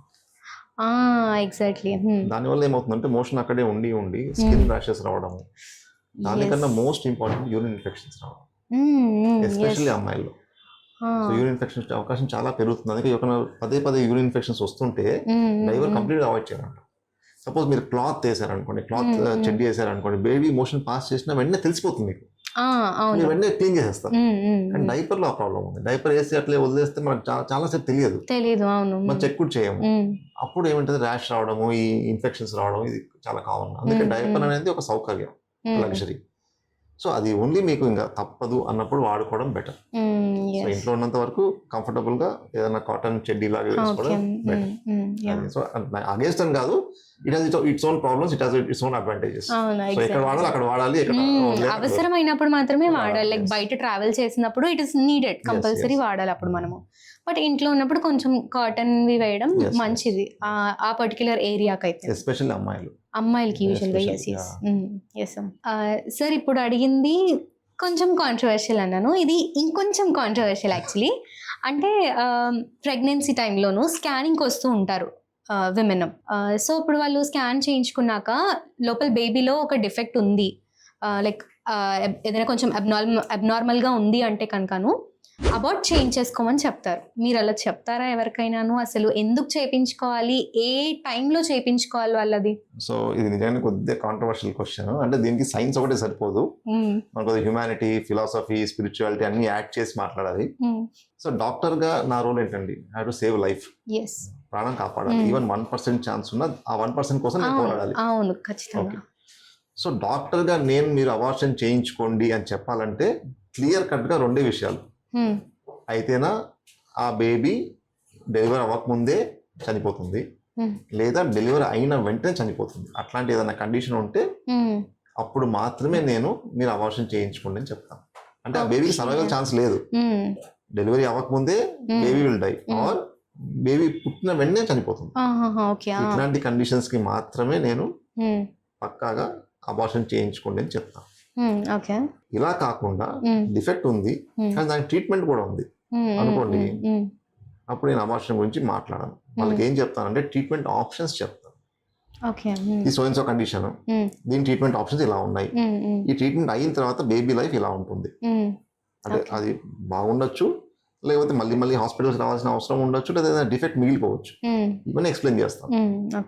ఇదంతా చెప్పిన తర్వాత పేరెంట్స్ అడిగే కామన్ క్వశ్చన్, అయితే ఏమంటారు సార్ ఫైనల్ గా, అబార్షన్ చేయించుకోమంటారా వద్దంటారా అంటారు. ఆ పాయింట్ నేను ఆన్సర్ చేయను. ఎందుకో చెప్తాను. ఇది నేను స్టాండర్డ్ గా ప్రతి పాడ్కాస్ట్ లో చెప్పే ఎగ్జాంపుల్ మళ్ళీ ఇదే చెప్తున్నాను, so that people don't get confused. నా దగ్గరికి ఒక 45 years ఓల్డ్ లేడీ వచ్చారు. తనకి యాక్చువల్గా పిల్లలు లేరు. సో ఇన్ఫర్టిలిటీ ట్రీట్మెంట్ తీసుకొని కన్సీవ్ అయ్యారు. సో ఆ బేబీకి స్కాన్ చేస్తే ఆ బేబీకి కిడ్నీలో ఏదో వాపు ఉందని తెలిసింది. నా దగ్గరకు వచ్చారు, నేను కౌన్సిలింగ్ చేశాను. కిడ్నీలో వాపు అనేది ఆల్మోస్ట్ తగ్గిపోయే అవకాశం ఉంది, తగ్గిపోకపోయినా మంచి ట్రీట్మెంట్ ఉంది అవన్నీ చెప్పాను. మదర్ నన్ను ఒకటే క్వశ్చన్ అడిగారు, సార్ ట్రీట్మెంట్ ఉందా లేదా అంతవరకు చెప్పండి నాకు. నేను ట్రీట్మెంట్ ఉంది, చేస్తే బాగుంటుంది చెప్పాను. చాలా సార్ నాకు ఇంకేం అవసరం లేదు, ఎందుకంటే నాకు ఈ బేబీ కావాలి, బేబీకి ప్రాబ్లం ఉన్నా నాకు ఇబ్బంది లేదు, నేను ట్రీట్మెంట్ చేయించుకుంటా, ట్రీట్మెంట్ ఉంది కదా, ఐ వాంట్ దిస్ బేబీ. నేను వెళ్ళిపోయారు. నెక్స్ట్ 23 years ఓల్డ్ మదర్ వచ్చింది, సేమ్ ప్రాబ్లం, సేమ్ కౌన్సిలింగ్ నేనే చేశాను. కౌన్సిలింగ్ అయిపోయింది. మదర్ ఏమన్నారు, ఏదైనా సరే ఈ బేబీకి డిఫెక్ట్ ఉంది, నాకు ఈ బేబీ వద్దు, నేను యంగ్ మదర్ని, నేను కావాలంటే ఇంకోటి కంటా, ఈ బేబీ నాకు అనవసరం అని చెప్పి వెళ్ళిపోయారు. అర్థమైందా? 2 situations, same diagnosis, same counselling by same person, but 2 different decisions. So మీకు ఏమర్థమైంది ఇక్కడ, బేబీని ఉంచుకోవాలా లేదా అనేది ఫ్యామిలీ డెసిషన్. నేను ట్రీట్మెంట్ ఉందా లేదా అంతవరకు చెప్పగలం, ఎందుకంటే వాళ్ళ ఫ్యామిలీలో ఆ బేబీకి ఎంత ఇంపార్టెన్స్ ఉన్నది వాళ్ళకే తెలుసు, వాళ్ళ డెసిషన్ అది ఇంకా కంప్లీట్ గా. సో వాళ్ళకి ఇంపార్టెంట్ అనుకుంటే వాళ్ళు పోరాడైనా ఆ బేబీని కంటారు, అవును. వాళ్ళకి వద్దనుకుంటే వాళ్ళు వదిలేస్తారు. సో నా పాత్ర ఏంటి, బేబీకి అసలు సర్వైవలే లేదు అన్నప్పుడు మాత్రమే నేను అబార్షన్ చేయించుకోమని చెప్తాను. Beyond that it is families decision. మరి అబార్షన్ ఎప్పుడు చేయించుకోవాలి అంటే, ఇంతకుముందు 20 weeks లీగల్గా మా టైం ఉండేది, 20 weeks ఆఫ్ ప్రెగ్నెన్సీ. ఇప్పుడు దాన్ని 24 weeksకి పొడిగించారు. ఎందుకంటే మనకు అనామలీ స్కాన్ అని జరుగుతుంది, యూజువల్గా 20 weeks అరౌండ్ చేస్తారు. ఏదైనా మేజర్ డిఫెక్ట్స్ ఉంటే అందులో బయటపడతాయి. సో ఇంతకుముందు ప్రాబ్లం ఏది, ఆ స్కాన్ చేసిన వెంటనే వితిన్ 1 అంటే 10 days మన డెసిషన్ తీసుకొని అబార్షన్ చేంజ్ చేసుకోవాలి, అదే లీగల్ లిమిట్ క్రాస్ అయిపోవాలి. సో అందుకు దాన్ని 24 weeks చేస్తారు. సో అలా అనామలీ ఏదైనా బయటపడ్డా ఫ్యామిలీ కొద్ది టైం ఉంటుంది, అంటే వేరే టెస్ట్ ఏమైనా చేయించాలా, చేయించి ఇంకేమైనా కన్ఫర్మేషన్ తీసుకోవాలా, స్కాన్ ఇంకో దగ్గర చేయించాలా, డబుల్ కన్ఫర్మేషన్ ఆ టైం ఇచ్చారు. సో ఆ 24 weeks పొడిగించారు. 24 weeks దాటిన తర్వాత కూడా ఏదైనా మేజర్ అనామలీ ఉండి అబార్షన్ చేయించుకోవాలనుకుంటే దిస్ ఎ ప్రాసెస్. మనం ప్రాసెస్ ద్వారా ఒక కమిటీకి అప్లై చేసుకుంటే వాళ్ళు ఓకే అంటే మనం ప్రొసీడ్ అవ్వచ్చు. ఎందుకంటే ఇప్పుడు స్కాన్స్ చూడండి, అందరూ 20 weeks చేయించుకోవాలని ఉంది, కొంతమంది స్కాన్స్ అప్పుడు మిస్ అయ్యి ఉండొచ్చు, వాళ్ళు ఇప్పుడు లేట్గా వచ్చి ఉండొచ్చు. సో అప్పుడు మనం గుర్తించి చెప్పాం అనుకోండి, అప్పుడు ఎలా, సో వాళ్ళు ఆ కమిటీకి అప్లై చేసుకొని దే కెన్ ప్రొసీడ్. సో అలా మనకు లీగల్ గా చాలా ఉన్నాయి, సో దాని ప్రకారం చేసుకోవచ్చు. సార్ ఇప్పుడు మీరు అన్నారు కదా 28th week ఒక స్కాన్ తీసుకుంటారు, అందులో తెలుస్తుంది. ఇన్ కేస్ అది మిస్ అయింది అనుకోండి, అంటే ఇప్పుడు అది వాళ్ళు చూసుకోలేదు, లేదా డాక్టర్ కూడా దే థింక్ ఇట్స్ ఫైన్, బాగానే ఉంది అనుకున్నారు అనుకోండి, బాగానే మిస్ అయ్యే ఛాన్సెస్ ఉంటాయి చాలానే. అలా మిస్ అయ్యారు, ఓకే, బేబీ డెలివరీ అయిన తర్వాత తెలిసింది ఇప్పుడు మనకి బేబీలో సమ్ డిఫెక్ట్ ఉంది, కొంచెం అబ్నార్మల్ ఉంది బేబీ అని చెప్పేసి. ఇప్పుడు అలా ఉంది అనుకోండి, ఆ బేబీ డెలివరీ అయిన తర్వాత ఆ బేబీ వల్ల ఎలాంటి, అంటే don't take me in wrong way, ఆ బేబీ వల్ల యూజ్ ఏం లేనప్పుడు మరి ఎందుకు సార్ ఆ బేబీ అసలు ప్రపంచంలోకి వచ్చి ఎందుకు? సేమ్ మీరు అన్నది చాలా కాంట్రవర్షియల్ టాపిక్. అది జనరల్గా మైండ్ సెట్ ఎలా ఉంటుందో చెప్తాను. సో ఎప్పుడైతే మనకు స్కాన్ చేయించలేదు, లేదా స్కాన్ చేసినా మనకు తెలియలేదు అనుకోండి, సో బేబీ పుట్టిన తర్వాత రికగ్నైజ్ చేశారు ఇది ప్రాబ్లం. పుట్టాక ఒక సెట్ ఆఫ్ పేరెంట్స్ ఏం చేస్తారంటే ఈ బేబీ స్ట్రైట్ అవే మాకు వద్దు అని డిసైడ్ అవుతుంటారు. లేదా పేరెంట్స్కి కన్ఫ్యూజన్లో ఉంటారు, అంటే వాళ్ళు ఏం చేయాలో వాళ్ళకి అర్థం కాదు. ఎందుకంటే మోరల్లీ ఆ బేబీని వదులుకోవాలని ఉండదు. కానీ మాకు తెలుసు ఈ బేబీని వదులుకోకుండా ట్రీట్మెంట్ చేయిస్తే ఫ్యూచర్లో మేమే భరించాలి, మరి మాకు అంత శక్తి లేదు కదా అని ఒక డౌట్ కూడా ఉంటుంది. అప్పుడు కామన్ ఏమవుతుందంటే ఈ పక్కన ఉన్న వాళ్ళు వస్తారు పిక్చర్లోకి. వాళ్ళు వచ్చేమంటారు వాళ్ళ బేబీ కాదు కదా, ఎందుకండి ఇదంతా వదిలేసేయండి, బేబీ వేస్ట్ అంటారు. ఇంకో సెట్ ఆఫ్ పేరెంట్స్ ఉంటారు, వాళ్ళు ఏంటంటే పర్లేదండి ఏదైనా ట్రీట్మెంట్ చేయించుకున్నాం, వీళ్ళతో మన ప్రాబ్లం లేదు. ఎందుకంటే వీళ్ళు ట్రీట్మెంట్ చేయించుకుంటారు, అయింది ఏదో ఒకటి అవుతుంది లేండి అని చెప్పి ప్రొసీడ్ అవుతుంటారు. నేను ఫస్ట్ చెప్పిన సెట్ ఆఫ్ పేరెంట్స్ ఏవైతే ఉన్నారో ఐదర్ దే కన్ఫ్యూజ్ ఏం చేయాలో తెలియదు. So they get in to అంటే పక్కన వాళ్ళు చెప్పే మాటల్లోకి వచ్చేస్తారు. లేదా they want to decide against the baby, నాకు బేబీ వద్దులే అని చెప్పి. సో వీళ్ళకి నేను ఇచ్చే మెసేజ్ ఏంటంటే, మెసేజ్ కన్నా క్వశ్చన్ అది. సో ఫస్ట్ క్వశ్చన్ ఆ పేరెంట్స్కి ఏంటంటే, బేబీ ఒక డిఫెక్ట్తో పుట్టడం అనేది బేబీ చేసిన తప్ప కాదు కదా. కాదు కదా, బేబీ చూస్ చేసుకుని నాకు ఇది కావాలని చూస్ చేసుకుందా. సో అలా తప్పు చేయనప్పుడు ఈ బేబీకి ట్రీట్మెంటే అవసరం లేదు, ఈ బేబీ బ్రతికి హక్కు లేదు అని డిసైడ్ చేయడానికి మనం ఎవరు? న్యాయమా అన్యాయమా? న్యాయమే సార్, ఖచ్చితంగా కదా. సో మనకి ఎటువంటి హక్కు లేదు, అంటే పనిష్మెంట్ ఇచ్చే హక్కు మనకు లేదు. ఎందుకంటే బేబీ అని చూస్ చేసుకుని నాకు కావాలని నేను పుట్టలేదు కదా, అలా కావాలని సో ఇట్ హ్యాపెండ్ కాబట్టి we don't have right to kill the baby. Third point ఏంటంటే, many people judge the baby by the look. Example మీకు చెప్తే అర్థమవుతుంది. గ్రాండం మోరీ, క్లెఫ్ట్ లిప్ క్లెఫ్ట్ ప్యాలెట్ అంటాం. గ్రాండం మోరీ అంటే ఈ లిప్ కట్ అయి ఉంటుంది, ఏర్పడి ఉండదు, లోపల అంగిట్ అంటాం కదా, అది కూడా సరిగ్గా ఏర్పడి ఉండదు. అది చూడడానికి చాలా అంటే చూస్తేనే ఒకలాంటి వికృతంగా ఉంటాం. ఓకేనా. కానీ వాళ్ళకి మనం ట్రీట్మెంట్ చేయిస్తే బ్యూటిఫుల్గా తయారవుతుంది. అంటే వాళ్ళ ట్రీట్మెంట్ అంత బాగుంది పక్కాగా. ఈ విషయం వాళ్ళకి తెలియదు. వాళ్ళు ఏం చేసి ఆ ఫేస్ బాగాలేదురా, ఈ బేబీ పెద్ద ఫ్యూచర్ లేదని డిసైడ్ చేయడం, అంటే ఒక జడ్జ్మెంట్ పాస్ చేయడం, అంటే వికృతంగా ఉంది. నా దగ్గరికి ఒక మదర్ అలాంటి ఒక బేబీని తీసుకొచ్చారు.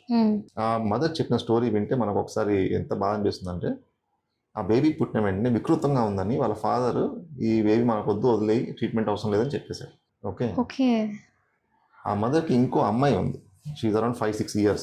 ఆ అమ్మాయి వచ్చి మా ఇంట్లో పశువు పుట్టింది ఏంటి అని చెప్పి మదర్ని ఆ బేబీని తీసుకుని ఇవ్వట్లేదు, దగ్గరికి పోసేస్తుంది. అలాంటి ఒక సిచ్యువేషన్లో మదర్ ఏంటంటే, ఈ బేబీని ఎట్లయినా నేను కాపాడుకోవాలి, I don't want to give up అని చెప్పి నాకు తీసుకొచ్చారు. అప్పుడు నేను కౌన్సిల్ చేసి చెప్పాను, అమ్మ 6 months అప్పుడు సర్జరీ చేద్దాం, 9 months అప్పుడు ఇంకో సర్జరీ చేద్దాం, బేబీ ఎక్సలెంట్గా ఉంటుందని చేసాము. బ్యూటిఫుల్ ఉంది బేబీ, ఒక్క ప్రాబ్లం లేదు. సో ఇక్కడ తల్లిదండ్రులకు తెలియని విషయం ఏంటంటే, ఈ పుట్టుకతో వచ్చే లోపాలకి చాలా వాటికి మంచి ట్రీట్మెంట్ ఉంది. 99% చెప్పాను కానీ 90% have very good treatment and they have very good life. ఈ ఫ్యాక్ట్ తెలియదు ఎవరికి. సో తెలియకుండా దే టేక్ డెసిషన్స్. సో నేను మీ బేబీ మీ డెసిషన్ ఓకే, ఐ యాక్సెప్ట్. కానీ నేనేమంటున్నా అంటే, ఇప్పుడు మీ లైఫ్కి మీరు వాల్యూ ఇచ్చినట్టు ఆ బేబీ లైఫ్ కూడా మీరు వాల్యూ ఇవ్వాలి. అంటే ఒక బేబీ డిఫెక్ట్తో పుట్టినప్పుడు మీకు ఏం చేయాలో తెలియదు, లేదా if you want to decide against the baby, మాకు బేబీ వద్దు అనుకునే తరుణంలో మీరు అట్లీస్ట్ ఒక్క ఎక్స్పర్ట్ నన్న కలవండి. బేబీని తీసుకెళ్ళి ఒక ఎక్స్పర్ట్ కి చూపించండి. ఆ బేబీ చూపించిన తర్వాత ఆ ఎక్స్పర్ట్ చెప్పే ఒపీనియన్ విన్న తర్వాత మీరు డెసిషన్ తీసుకోండి. ఇప్పుడు ఆ మదర్ నా దగ్గరకు వచ్చారు కాబట్టి నేను చెప్పాను బాగానే ఉంటుందని చెప్పాను. దెన్ షీ బిలీవ్డ్, అరే బాగుంటుంది, నా డెసిషన్ కరెక్టే, మనం చేపిద్దామని. నా దగ్గరికి రాలేదనుకోండి, పక్కన వాళ్ళ మాట నమ్ముంటే ఆ బేబీని మనం వదులుకునే వాళ్ళం. ఇప్పుడు ఆ బేబీ రేపు పెరిగి ఐన్స్టైన్ అవుతుందా, ఏమవుతుందో మాకు తెలియదు కదా, యూ డోంట్ నో. సో అట్లాంటి బేబీని మనం ఎందుకు వదులుకోవాలి? ట్రీట్మెంట్ ఉన్నది దానికి. ఇప్పుడు రీసెంట్ గా తణుకు నుంచి ఒకరు వచ్చారు, బేబీకి పుట్టిన వెంటనే మోషన్ వెళ్ళే దారి ఏర్పడలేదు. ఆ వీడియో కూడా నేను తీసుకున్నాను, ఎందుకంటే ఆమె ఎంత ఎమోషనల్ గా చెప్పిందంటే, వాళ్ళు బేసిక్గా టీ అమ్ముకుంటారు, పక్కన అందరూ ఒకటే చెప్పారు, ఇట్లా అంటే వాళ్ళ లాంగ్వేజ్ చెప్పాలంటే, బుడ్డి లేని పిల్లలు పుడితే వాళ్ళు బ్రతికింది మేము ఎప్పుడు చూడలేదు, మీరు అనవసరంగా అటు ఇటు తిరుగుతున్నారు, ఈ బేబీని వదిలేసుకోండి అని చెప్పారు. కానీ వాళ్ళు ఎవరో చెప్పారని చెప్పి నాకు తీసుకొచ్చారు. ఆ బేబీకి 3 surgeries అయ్యాయి. బేబీ అసలు నార్మల్ బేబీలాగా ఉంది. అంటే ఈ బేబీకి ఆపరేషన్ అయ్యింది అని చెప్పకుంటే అసలు తెలియదు ఆపరేషన్ అయినట్టు కూడా. సో వాళ్ళు ఆ మెసేజ్ నాకు పెట్టారనమాట, సార్ మేము అందరికీ చెప్తున్నాము ఇట్లాంటి పిల్లల్ని వదులుకోవద్దు, మీరు ట్రీట్మెంట్ చేస్తే బాగుంటది అని. సో నా ఉద్దేశం ఏంటంటే అట్లాంటి డెసిషన్ తీసుకునే ముందు ఒక ఎక్స్పర్ట్ ని కలిసి ఒపీనియన్ విన్న తర్వాత you take a decision. Now decision is yours. వాళ్ళు తీసుకోవచ్చు డెసిషన్, కానీ ఒకసారి కన్సల్టేషన్ పెట్టుకోవాలి. Change your thoughts. ఇంకోటి నేను ఎప్పుడు ఆ బేబీని మీరు కార్పొరేట్ హాస్పిటల్ తీసుకోవాలని చెప్పట్లేదు. గవర్నమెంట్ సెక్టర్ లో ఉన్నారు, మంచి డాక్టర్స్ ఉన్నారు, కలవండి, ఒపీనియన్ తీసుకోండి. ఇప్పుడు వాళ్ళు నిజంగానే కష్టం అండి అని చెప్తే అది వేరే. మీరు వాళ్ళ ఒపీనియన్ విన్న తర్వాత you take a decision. Almost 90% savage ఉన్నప్పుడు మనం ఖచ్చితంగా కలిసి ట్రీట్ చేయించుకోవాలి ఖచ్చితంగా దాన్ని ఒకసారి. Super sir, very nice sir. ఇప్పుడు కొంచెం వికృతంగా మాట్లాడతాను నేను, ఏమనుకోకండి. ఇప్పుడు ఈ డిఫెక్ట్ తోటి పుట్టిన పిల్లలు ఉన్నారు కదా, వీళ్ళు సొసైటీకి చాలా బర్డెన్ కదా sir. Don't take me wrong way, కానీ అఫ్ కోర్స్ ఇట్ ఈస్ వాళ్ళ బర్డెన్ మనకి ఖచ్చితంగాను. ఎస్, మనకెందుకు సార్ అసలు ఈ బర్డెన్ అంతా కూడాను? ఏం చేద్దామంటారు వాళ్ళని? అది నేను అడుగుతున్నాను, మనం ఏం చేద్దాం అసలు వాళ్ళని అని. మీరు చెప్పండి నాకు ఇది. ఓకే, దీనికి కూడా నేను సైన్స్ అనే కాదు, దీనికి మనం హ్యుమానిటీ, స్పిరిచువాలిటీ, ఫిలాసఫీ అన్ని కలుపుకొని చెప్పాలి. షూర్. ఈ రోజుకి ఇంకా మానవత్వం అనేది ఎందుకు బ్రతుకుంది చెప్పగలరా? ఎందుకు బ్రతుకుందంటే మనలో ఎవరు కూడా పర్ఫెక్ట్ కాదు. నాలో కొన్ని ఇంపర్ఫెక్షన్స్ ఉన్నాయి. పర్ఫెక్ట్ ఏం కాదు, నాలో ఇంపర్ఫెక్షన్స్ ఉన్నాయి, మీలో కొన్ని ఉన్నాయి. ఎప్పుడైతే నాలో ఇంపర్ఫెక్షన్స్ ఉన్నాయి నేను గ్రహిస్తానో, ఇతరుల ఇంపర్ఫెక్షన్స్ ని కూడా యాక్సెప్ట్ చేస్తాను. ఓకే, ఇప్పుడు సపోజ్ నాకు ఒక చెవి పనిచేయదు, నాకు చెవుడు ఉంది, ఇంకోటి మూగోడు, వాడు ఏదో చేస్తుంటే నాకు ఇరిటేషన్ వస్తుంటుంది, కానీ వాడిని యాక్సెప్ట్ చేస్తాను, ఎందుకంటే నాకు ఇంకో ప్రాబ్లం ఉంది కదా, అంటే మేజర్ ప్రాబ్లమ్స్ చెప్తున్నా. సో మనలో ఉన్న ఇంపర్ఫెక్షన్స్ ఏవైతే ఉన్నాయో they make us more humble, they make us more humane, they make us for us to accept other people.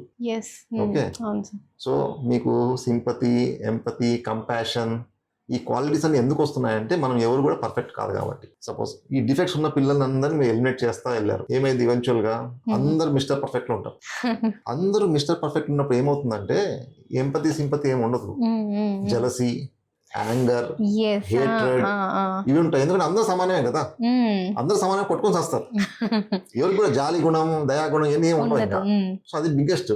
ఇది యాక్చువల్గా నేను చెప్పే కొత్త కాన్సెప్ట్ ఏం కాదు, ఇది హిట్లర్ ట్రై చేసిన కాన్సెప్ట్. ఇది Hitler Germany race is superior అందుకనే ఉండాలని చెప్పి ఏం చేశాడు, మీరు అన్నట్టే వాళ్ళ సొసైటీలో, జర్మన్ సొసైటీలో ఉన్న వికలాంగులను చంపేశాడు.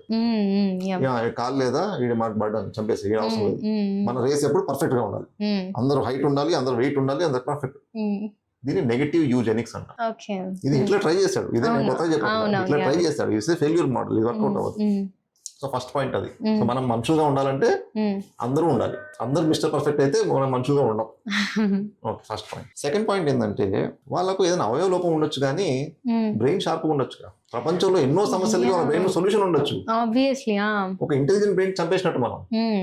ఇప్పుడు చెయ్యి వంకరగా ఉంది, కాలు వంకరగా ఉంది, అంత మాత్రం బ్రెయిన్ షార్ప్ గా ఉంటే వాళ్ళు, ఇప్పుడు స్టీఫెన్ హాకింగ్స్ అని ఉన్నారు సైంటిస్ట్, ఆయనకు ఒక లేట్ స్టేజ్ లో చాలా ప్రాబ్లమ్స్ వచ్చాయి, నడవలేరు, లిటిల్ గా చైర్ లో కూర్చొని మాట్లాడలేరు, కానీ బ్రెయిన్ మాత్రం ఎంత షార్ప్ ఉందంటే ఆల్మోస్ట్ ఐన్స్టీన్ ఎంత ఫేమస్, స్టీఫెన్ హాకింగ్స్ అంత ఫేమస్ సైంటిస్ట్.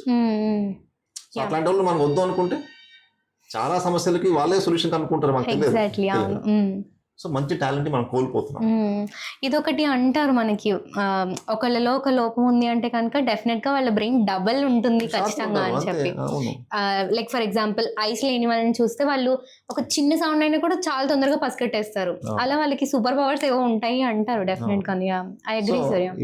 ఇప్పుడు అట్లా ఇబ్బందులతో పుట్టిన పిల్లలు చాలా మంది మంచి పొజిషన్ లో ఉండి దేశాన్ని కాపాడుతున్నారు, దేశంలో అంటే చాలా మందికి సేవ చేస్తున్నారు. అవును, ఇవన్నీ మనం కాదనుకుంటే వాళ్ళు అందరం వచ్చేవాళ్ళు. ఎగ్జాక్ట్లీ. థర్డ్, సైంటిఫిక్ గా ఏంటంటే అట్లాంటి పిల్లలు సొసైటీలో ఉన్నప్పుడు they also form a important tool for research. ఇప్పుడు ఒక ప్రాబ్లం ఉంది, ఆ ప్రాబ్లం ఉంది కాబట్టి నువ్వు రీసెర్చ్ చేసి దాని సొల్యూషన్ కనుక్కుంటున్నావు. Your research is going on. And research అనేది ఎప్పుడు ఎట్లుంటుంది అంటే, సపోజ్ నేను ఒక పర్టికులర్ ప్రాబ్లం గురించి రీసెర్చ్ స్టార్ట్ చేశాను, ఫెయిల్ అయ్యాను, నాకేం సొల్యూషన్ రాలేదు, ఈ రీసెర్చ్ పక్కన పెడతాను, ఇది వేస్ట్ పోలేదు, దీన్ని ఇంకో చోట వాడచ్చు. చాలా సార్లు జరుగుతుంది. అంటే మనం ఒక దానికోసం స్టార్ట్ చేస్తాము, అది అక్కడ ఉపయోగపడదు, కానీ దాని వల్ల వచ్చిన అండర్స్టాండింగ్ ని దీన్ని తీసుకుపోయి ఇంకో చోట వాడతాం. అట్లీస్ట్ ఇంకొక ప్లేస్ లో ఉపయోగపడుతుంది. సో కంజెనిటల్ డిఫెక్ట్స్ ఉన్నప్పుడు అవి ఎందుకు వచ్చాయి, జెనెటిక్ గా ఏం జరుగుతుంది, ఇవన్నీ స్టడీ చేసినప్పుడు చాలా విషయాలు తెలుస్తాయి. సో లాస్ట్ ఆప్షన్ ఏంటంటే రిసెర్చ్ మెటీరియల్ కూడా అది. ఇవన్నీ ఎలిమినేట్ చేసుకుంటూ పోయాం అనుకోండి, రేపు నిజంగా మనకు జీన్స్ ఏంటి, వాటి చేంజెస్ ఏంటి, ఏం జరుగుతుంది ఏం తెలియదు. సో ఎన్ని కారణాల చేత అట్లా క్రూరంగా ఆలోచించకూడదు. అందరికీ ప్లేస్ ఉంది సొసైటీలో. ఐ అగ్రీ, కరెక్టే సార్. సార్ ఇంకొకటి ఏంటి అంటే చిన్న పిల్లల్లో కూడా అపెండిసైటిస్ వచ్చే అవకాశాలు ఉంటాయా? డెఫినెట్ గా ఉంటాయి. 24 hours పెయిన్ అంటారు. మా పిల్లలు 24 గంటలు కడుపు నొప్పి అనే యాక్చువల్ టెక్నికల్ అపెండిసైటిస్ అంటాము. చిన్న పిల్లల్లో కూడా వస్తుంది. నేను ఆల్మోస్ట్ అంటే లీస్ట్ ఏజ్ వచ్చి 6 months బేబీలో కూడా అపెండిసైటిస్ ఆపరేట్ చేశాను. 6 months బేబీ అంత చిన్న పిల్లలు కూడా వస్తున్నారు సార్? చాలా మంది తెలియదు. అవును, అంటే ఇప్పుడు ఒక అడాలసెన్స్ ఏజ్ వరకు అంటే వస్తుంది, ఆ ఏజ్ నుంచి స్టార్ట్ అవుతుంది అనుకుంటాం, కానీ 6 months బేబీలో కూడా 4 to 5 years ఏజ్ కూడా చాలా కామన్ గా వస్తుంది. చాలా మంది అపెండిసైటిస్ వస్తారు. చిన్న పిల్లలు అంటే less than 1 year పిల్లలు కూడా వస్తుంది అపెండిసైటిస్. అలాంటి సర్జరీస్ కూడా చేసాం. సర్జరీ చేయాలంటారు వీటికి? అపెండిసైటిస్ కి బెస్ట్ ట్రీట్మెంట్ సర్జరీనే. అర్లీగా చేసుకుంటే బెటర్ గా. లేట్ అయ్యే కొద్ది అది చిట్లిపోయి చీమ ఏర్పడి, అందుకే ఇంతకుముందు 24 గంటలు కడుపు నొప్పి అనేవాళ్ళు. ఎందుకంటే వెయిట్ చేసే కొద్ది కాంప్లికేషన్స్ ఎక్కువ. అర్లీగా అయితే లాప్రోస్కోపీలో చేసేయచ్చు. సార్ ఇప్పటి వరకు కూడా మనం కొంచెం కాంట్రవర్షియల్ గా వెళ్ళాము. ఇప్పుడు కాంట్రవర్సీ అనను, కానీ ఒక చిన్న పర్సనల్ డౌట్ నాకు అంతే. మీరు డాక్టర్ కదా, మరి సైన్స్ అవి మీరు ఎక్కువ బిలీవ్ చేస్తారు, మరి దేవుణ్ణి నమ్ముతారా సార్ మీరు? నేను పర్సనల్ గా దేవుణ్ణి నమ్ముతాను. యాక్చువల్గా నేను ప్రతి ఆపరేషన్ ముందు కూడా ఒకసారి I pray to the God. ఈ ఆపరేషన్ చేయబోయే బాబు ఎవరైతే ఉన్నారో అందరు బాగుండాలి, బాగా రికవర్ అవ్వాలని. నేను సైన్స్ అయిండొచ్చు, కానీ science is not 100%. Science is evolving. మాకు తెలిసింది గోడంతా, తెలియంది కొండంతా. సో సైన్స్ ద్వారా దేవుణ్ణి డిఫైన్ చేయడం అవ్వదు. అంటే science is very small. There is super power beyond science. మరి దేవుణ్ణి చూసారా అంటే నేను ఎప్పుడు చూడలేదు, కానీ I know his presence, he is there. మీకు చాలా ఎగ్జాంపుల్స్ చెప్పగలను. ఒక బెలూన్ ఉంది, ఇంత బెలూన్ చూసారు మీరు. బెలూన్ ఈ సైజులో ఎందుకు ఉంది అంటే ఏం చెప్తారు? గాలి మనం ఊదడం వల్ల గాలి ఉంది లోపల అని చెప్తారు. గాలి కనబడుతుందా మీకు? బట్ యు నో, కానీ తెలుసు లోపల గాలి లేదని తెలుసు, కానీ కనబడుతుందా? కనబడుతుంది. దేవుడు కూడా అంతే, he is there all around. You can feel it, you can some time hear it also. యాక్చువల్గా నేను CMC వెల్లూరులో జాయిన్ అయినప్పుడు I had that feeling that someone literally spoke to me saying that you have to join here అన్నట్టు. I had. మీకు ఒక చిన్న story చెప్తాను. Jangareddygudem area నుంచి ఒక ట్రైబల్ బాబు, తనకు పెద్ద పేగులో ఒక సమస్య. Is not able to pass motion. First time నా దగ్గరికి ఎలా వచ్చాడో తెలియదు, బట్ ఫైనల్లీ సమ్మన్ సెంట్, ఎవరో పంపించారు, నా దగ్గరకు వచ్చాడు. చూసి నేను ఎప్పుడు కూడా పేషెంట్ వచ్చినప్పుడు వ్యాధి లక్షణాలే కాకుండా ఫ్యామిలీ బ్యాక్గ్రౌండ్ కూడా నేను తీసుకుంటాను. అంటే మీరు ఏం చేస్తారు, ఎక్కడ ఉంటారు, ఎందుకంటే వాళ్ళకు ట్రీట్మెంట్ డిజైన్ చేసేటప్పుడు ఇలా ఫైనాన్షియల్ బ్యాక్గ్రౌండ్ ఏంటి, సోషల్ బ్యాక్గ్రౌండ్ ఏంటి, ఇప్పుడు ఈ ఆపరేషన్ చేస్తే ఈ అబ్బాయి వెళ్ళిన తర్వాత వీళ్ళని ఎవరు చూసుకుంటారు, ఆ కేర్ ఎవరు ఇస్తారు, అది కూడా ఇంపార్టెంట్. సో అవన్నీ నేను ఎంక్వైరీ చేస్తాను. సో నేను మదర్ని అడిగాను, మీరు ఏం చేస్తారంటే మేము ఒక పొలంలో పని చేస్తాము, తరతరాలుగా మేము ఆ పొలంలోనే పని చేస్తూ వస్తున్నాం, సో మాకు ఫుడ్ పెట్టి ఇంత మనీ ఇస్తారు, రేపు మా పిల్లలు కూడా అక్కడే పని చేస్తారని చెప్తున్నారు. చెప్పాను ఈ ప్రాబ్లం ఇలా ఉందమ్మా, దీనికి ఫస్ట్ అయితే పేగు బయట పెట్టాలంటే కొలాస్టమీ అనేది చేయాలి, టెంపరీగా మోషన్ ఇక్కడి నుంచి వస్తుంది, మళ్ళీ 1 సంవత్సరం వయసు దాటిన తర్వాత ఇది రిపేర్ చేసి నేను కిందికి వచ్చేటట్టు సెట్ చేస్తాను, అప్పుడు దాకా అయితే టెంపరీ అరేంజ్మెంట్ ఇదని చెప్పాను. సరే ఫైనాన్షియల్గా ఏంటంటే డబ్బులు పెద్ద ఏం లేవు సార్, తక్కువ చేయగలిగితే చేయండి అన్నారు. సరే మిగతా ఇన్సూరెన్స్ స్కీమ్స్ ఉన్నాయి అవి అడిగాను, అలాగే ఏం లేవు, వాళ్ళకి ఏం తెలియదు ప్రపంచం, జస్ట్ ఆ పొలంలో పనిచేయడం తప్ప వాళ్ళకి ఏమీ ఐడియా లేదు. సరే మా మేనేజ్మెంట్తో మాట్లాడి రిక్వెస్ట్ చేసి, మా వాళ్ళు కూడా చాలా kind enough to consider, they very nice people, they said okay for the sake of child you do it. ఎందుకంటే మా ఫిలాసఫీ బ్లాసమ్స్ లో ఎప్పుడైనా ఏముండేది, ఏదైనా ఒక కండిషన్ వచ్చినప్పుడు ఆ కండిషన్ కి మనం ట్రీట్మెంట్ ఇస్తే లైఫ్ ఎలా ఉంటుందో ఆలోచిస్తాం. ఆ కండిషన్ ట్రీట్మెంట్ చేస్తే మనకి లైఫ్ 100% బాగుంటుంది అంటే మనీ గురించి తక్కువ ఆలోచిస్తాం. ఎందుకంటే ఒక 10,000 కోసం ఆపరేషన్ ఆపలేము. ఆ 10,000 కోసం ఆపరేషన్ ఆపితే his life is not equal to 10,000. Yes, exactly. His life is much beyond 10,000. Yes. ఆ 10,000 వల్ల నాకు వచ్చే డిఫరెన్స్ మేబీ వెరీ మైన్యూట్, కానీ ఆ లైఫ్ వల్ల ఆ ఫ్యామిలీకి వచ్చే డిఫరెన్స్ చాలా ఎక్కువ. Yes. So our management is like that, they very cooperative. So they said okay మీరు చేయండి, ఎంత తక్కువ చేద్దామని. సో ఫస్ట్ ఆపరేషన్ చేసి సక్సెస్ఫుల్ పంపించేసాను. అన్ఫార్చునేట్లీ వాడికి మళ్ళీ 2 months తర్వాత చిన్న ప్రాబ్లం వచ్చి మళ్ళీ వచ్చాడు. ఈసారి కూడా ఆపరేషన్ చేయాలి. అడిగాను మరి మనీ పరిస్థితి ఏంటమ్మా అని అడిగాను. అప్పుడు మదర్ చెప్పిందంటే, సార్ లాస్ట్ టైం నేను 10 rupees వడ్డీకి డబ్బులు తీసుకున్నాను, నాకు ఆ డబ్బులు లేవు, మరి ఏం చేద్దామని. పర్లేదు సార్ ట్రీట్మెంట్ చేయండి, ఏదో ఒక విధంగా డబ్బులు నేను తీసుకొస్తాను అంటే నేను వేరే ఆప్షన్స్ ఆలోచిస్తున్నాను. ఇంకెక్కడన్నా చేయొచ్చా, ఫ్రీగా అవుతుందా, అట్లా మా ఫ్రెండ్స్తో మాట్లాడి ఏదో ట్రై చేసి తన దగ్గర వచ్చాను, ఒక ఆప్షన్ తీసుకుని ఇలా చేద్దామమ్మా అట్లా చేద్దామంటే తను లేదు సార్ ఏదైనా కూడా మీరే చేయాలి, ఇదే హాస్పిటల్లో చేయాలి ఓకే అన్నారు. సరే మళ్ళీ మేనేజ్మెంట్ దగ్గరికి వెళ్ళా, చెప్పా సేమ్ చైల్డ్ మళ్ళీ వచ్చాడు మళ్ళీ చేద్దామంటే సో వీ డిడ్, తక్కువ కాస్ట్కి చేసి పంపించేసి. ఇదంతా ఫస్ట్ 4 months ఆఫ్ లైఫ్ అయిపోయింది. ఆఫ్టర్ 1 year ఇంకా ఫైనల్ సర్జరీ చేయాలి. అప్పుడు వచ్చాడు తను. ఈ సర్జరీ 4 to 6 hours టైం పడుతుంది అండ్ బాబు ఆల్మోస్ట్ 10 days హాస్పిటల్లో ఉండాలి.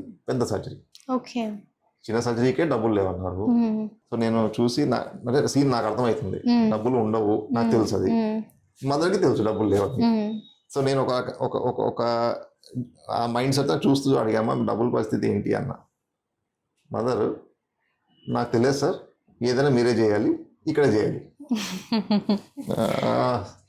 సరే అని చెప్పి అప్పటికి ఏమైందంటే వి షైన్ ఫౌండేషన్ అని వాళ్ళు మాకు హెల్ప్ చేస్తారు.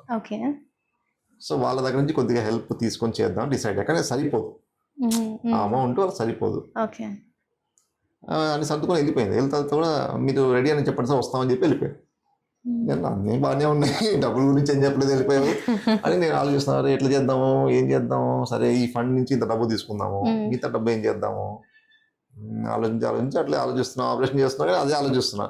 ఆమెమో చెప్పేసి వెళ్ళిపోయింది, అంటే ఆ బాధ్యత నా మీద పెట్టేసి వెళ్ళిపోయింది. సరే అలా ఆలోచించుకుంటా మైండ్లో అదే రన్ అవుతుంది. ఈవినింగ్ ఇంటికి వెళ్ళి అట్లా కూర్చున్నా, ఒక ఫోన్ కాల్ వచ్చింది నాకు. ఆస్ట్రేలియా నుంచి నా స్కూల్ మేట్ ఒక అమ్మాయి. తను ఫోన్ చేయక ఆల్మోస్ట్ 6 to 8 months అయింది. ఆ గ్యాప్ తర్వాత షీ కాల్డ్ మీ. అక్కడ పొద్దున చూసాను కదా, సాయంత్రం కాల్ చేసింది. ఫోన్ చేసి ఫస్ట్ మాట, నేను ఎప్పటి నుంచో ఒక డిజర్వింగ్ పేషెంట్కి 1 lakh రూపాయలు డొనేట్ చేద్దాం అనుకుంటున్నా, ఎవరు ఉంటే చెప్పు అని. అసలు నా ఫేస్ లో అసలు అంటే God, is it coincidence or is it God? It's really God. Can you believe that someone calling you on the same day and telling me ఎప్పటి నుంచో 1 lakh రూపాయలు డొనేట్ చేద్దాం అనుకుంటున్నా, ఎవరు ఉంటే చెప్పు అని. నాకైతే దేవుడు మాట్లాడినట్టు అనిపించింది. ఖచ్చితంగా sir. So happy, I can see it in your face right now. నేను పొద్దున్న అనుకున్నా ఎవరిని ఇస్తే బాగుండేది అని. అయిపోయిందా, I went to sleep very happy. అట్లా పడుకున్నా. పొద్దున 6 గంటలకు ఇంకో కాల్ వచ్చింది. నేను సిఎంసిలో పనిచేసేటప్పుడు, క్రిస్టియన్ మెడికల్ కాలేజ్లో పనిచేసేటప్పుడు అక్కడ వార్డులో ఒక సిస్టర్ ఉండేవాళ్ళు. తను యాక్చువల్గా కువైట్కి వెళ్ళిపోయారు. So she called me from Kuwait.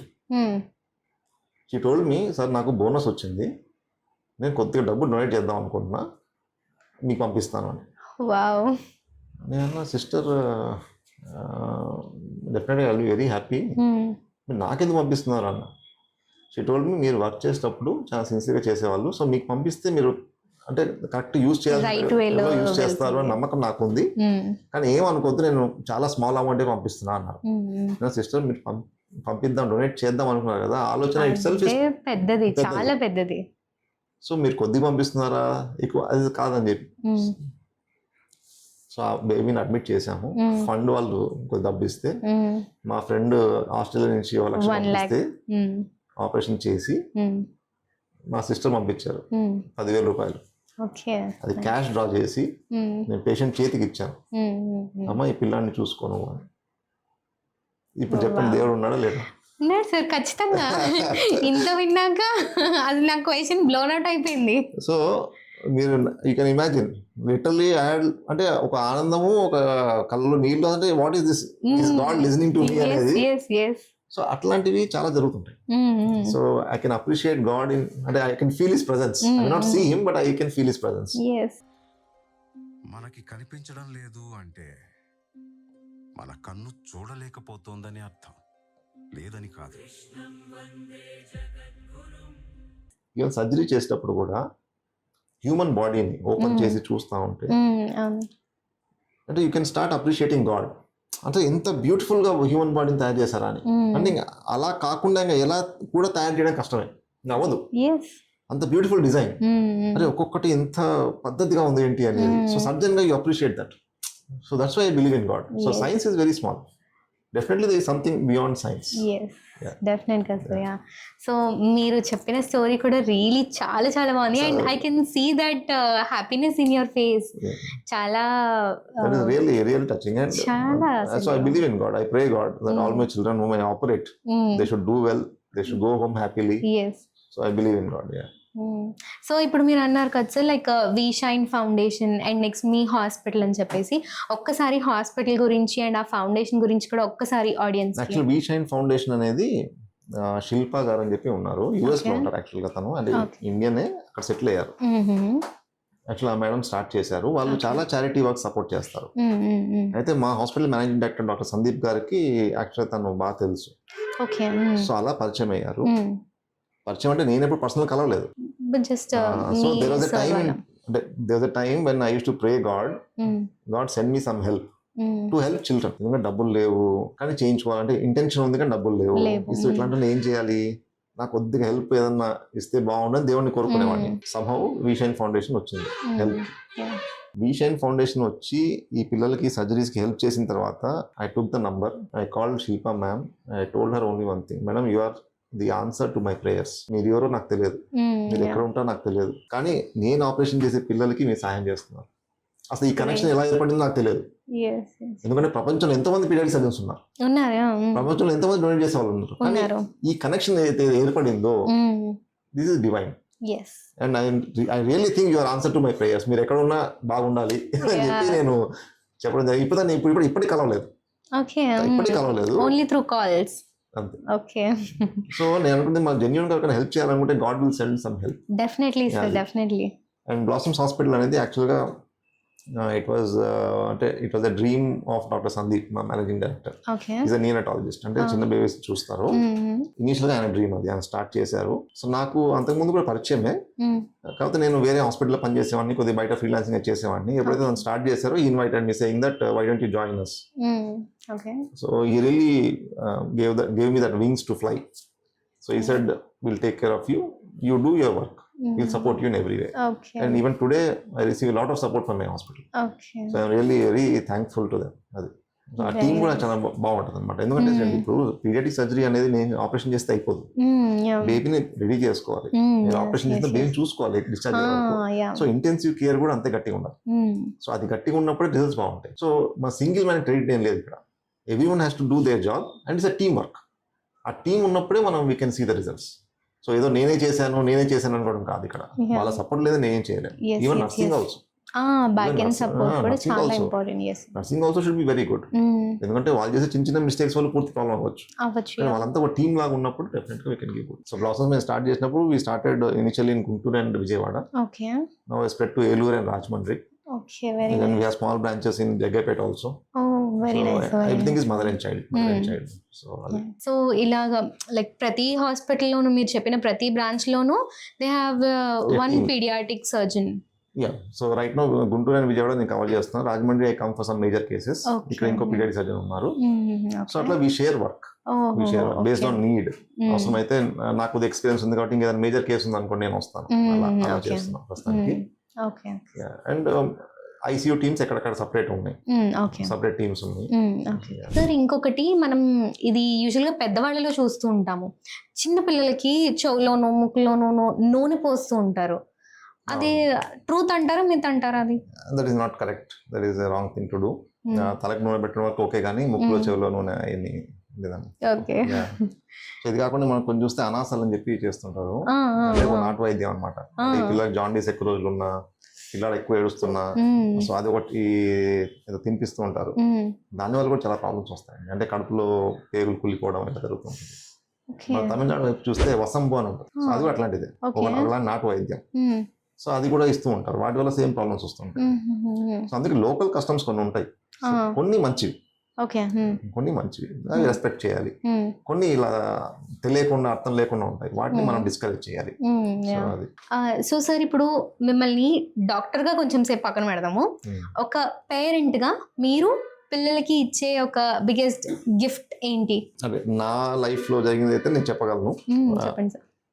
Education, food, shelter, ఇవి బేసిక్ నీడ్స్.